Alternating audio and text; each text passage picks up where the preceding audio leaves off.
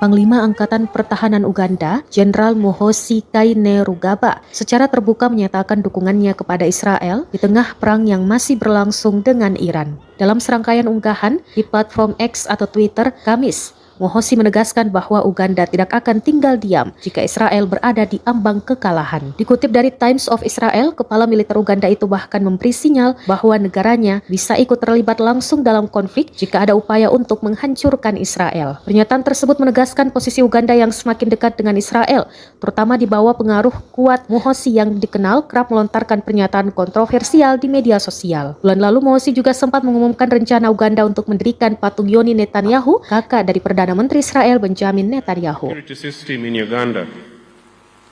We offer our profound congratulations. Therefore, by helping to stabilize the region, Uganda benefits directly of the welfare of the defense forces. This is a matter that is dear to us as an institution, and we are grateful.